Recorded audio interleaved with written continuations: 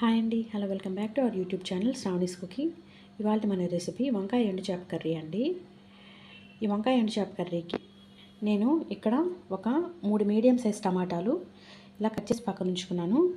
అలానే ఒక 4 dry fish ఇలా నీట్గా క్లీన్ చేసి వాష్ చేసి ఇలా పక్కన ఉంచుకున్నానండి. అలానే మీడియం సైజ్ ఆనియన్స్ ఒక 2 కట్ చేసుకున్నాను. అలానే మీడియం సైజ్ మామిడికాయ ఇలా చిన్ని సైజ్ ముక్కల్లాగా ఇలా ఈ సైజులో కట్ చేసి పక్కన ఉంచుకున్నానండి. అలానే ఒక 4-5 రెల్లల కరివేపాకు, అలానే చింతపండు కూడా ఇలా ఒక పెద్ద నిమ్మకాయ సైజ్ అంత చింతపండు ఇలా నానబెట్టి పక్కన ఉంచుకున్నానండి. మనం మామిడికాయ వేసుకుంటున్నాం కాబట్టి చింతపండు క్వాంటిటీ అనేది కొంచెం తగ్గించుకుంటేనే బాగుంటుంది.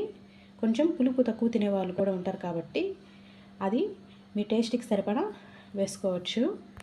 చూసారు కదండి, ఇలా వంకాయలన్నీ లేత వంకాయలు చక్కగా క్లీన్ చేసి ఇలా కట్ చేసి ఉప్పు నీళ్ళలో ఇలా వేసుకున్నాను. ఇలా ఉప్పు నీళ్ళలో వేసుకోవడం వల్ల కరుణ లేకుండా వంకాయ అనేది చాలా టేస్టీగా బాగుంటుంది. ఇలా స్టవ్ ఆన్ చేసి ప్యాన్ పెట్టుకున్నామండి. ఈ ప్యాన్ హీట్ అయ్యాక ఇందులో ఒక 3 గంటల వరకు ఆయిల్ తీసుకున్నాము. ఆయిల్ అంతా కూడా ఇలా చక్కగా హీట్ అవ్వనిద్దాం. ఆయిల్ అంతా చక్కగా హీట్ అయింది. ఇప్పుడు ఇందులోకి ఆవాలు, మెంతులు వేసుకున్నామండి. అలానే జీలకర్ర కూడా ఒక 1/2 టేబుల్ స్పూన్ వేసుకున్నాము. జీలకర్ర ఇప్పుడు ఇవంతా చక్కగా ఫ్రై అయ్యాయి. ఇందులోకి ఆనియన్స్ వేసుకున్నాం. ఆనియన్స్ అంతా కూడా ఇలా చక్కగా కుక్ అయ్యాయి. ఇప్పుడు ఇందులో కరివేపాకు వేసుకున్నాం. అంతా కూడా ఒకసారి ఇలా కలుపుతున్నామండి. ఇప్పుడు ఈ ఆనియన్స్ అంతా చక్కగా మగ్గాయండి. ఇందులోకి మనం కట్ చేసి పక్కన ఉంచుకున్న ఈ టమాటా ముక్కలు కూడా వేసుకున్నాం. ఈ టమాటాలు తొందరగా మగ్గడానికి కల్లుప్పు. ఇప్పుడు ఇదంతా కూడా చక్కగా కలిసేలాగా ఇలా ఒకసారి కలిపి ఇలా కుక్ అవనిద్దామండి. టమాటాలు అంతా కూడా ఇలా కుక్ అయ్యాయి. ఇప్పుడు ఇలా కుక్ అయిన ఈ టమాటాలోకి మనం ఈ వంకాయలన్నీ ఇలా వాటర్ పిండి చక్కగా పక్కన ఉంచుకున్నామండి. ఇప్పుడు వేసుకొని ఇవంతా కూడా ఒకసారి ఆయిల్లో కలిసేలాగా గరిటతో చక్కగా ఇలా కలుపుకొని ఇలా స్టవ్ మీడియం ఫ్లేమ్లోనే ఉంచుకొని ఇలా ఆయిల్లో మగ్గనిద్దాము.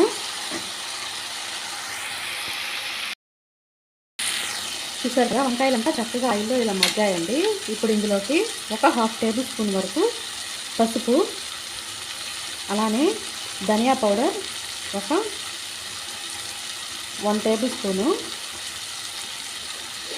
దాంతోపాటు కారం ఆప్షనల్ అండి.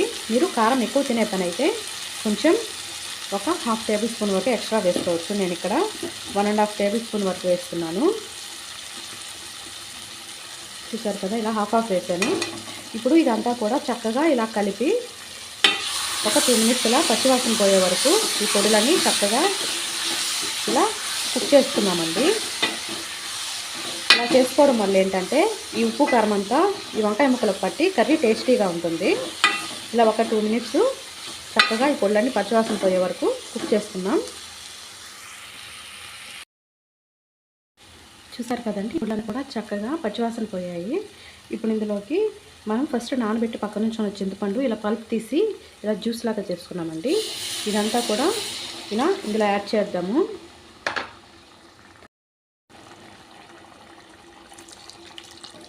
అంతా కూడా ఒకసారి కలిపి ఇలా కుక్ చేసుకుందామండి. ఉప్పు సరిపోయిందో లేదా చూసుకొని, ఒకవేళ మనకు ఉప్పు ఏమైనా తక్కువ అనుకుంటే ఇలా అడ్జస్ట్ చేసుకొని మనం ఇది కుక్ చేసుకున్నాము. ఇప్పుడు ఇది ఇలా మూత పెట్టి ఒక 10 మినిట్స్ మీడియం ఫ్లేమ్లోనే ఉంచుకొని కుక్ చేసుకుందామండి, ఒక తెరలు వచ్చే వరకు. చూసారు కదండి, ఇలా ఒక వచ్చాక ఇందులోకి మనం ఇలా ఫస్ట్ క్లీన్ చేసి పక్కన ఉంచుకున్న ఈ డ్రై ఫిష్ని ఇందులో వేసుకుందాము. అలానే దాంతోపాటు ఇలా చేసి పక్కన ఉంచుకున్న ఈ మామిడికాయ ముక్కలు కూడా ఇందులో వేసుకుందాం. ఇప్పుడు ఇదంతా కూడా ఒకసారి ఇలా గరిటతో ఇలా కలిపి ఇలా వదిలేద్దామండి.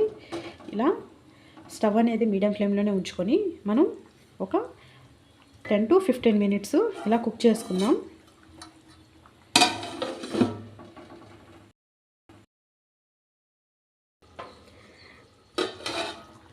చూసారు కదండి, కర్రీ అంతా కూడా చక్కగా కుక్ అయిపోయింది. ఇలా ఆయిల్ అంతా కూడా పైకి తెరిలింది.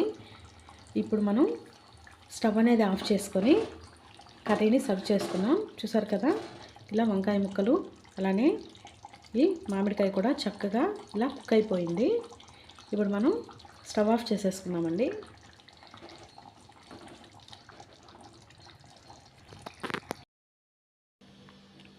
చూసారు కదండి, వేడివేడిగా గుమగుమలాడే వంకాయ ఎండు చేప కర్రీ అయితే రెడీ అయిపోయింది. ఈ ప్రాసెస్ మీకు నచ్చినట్లయితే మీరు చేయండి. మీకు ఎలా కుదిరిందో మీ ఫీడ్బ్యాక్ కామెంట్స్ ద్వారా నాతో షేర్ చేసుకోండి. మరో మంచి వీడియోతో మళ్ళీ కలుద్దాం. Until then bye. Thank you for watching. Please do like, share and subscribe to our YouTube channel Shravani's Cooking.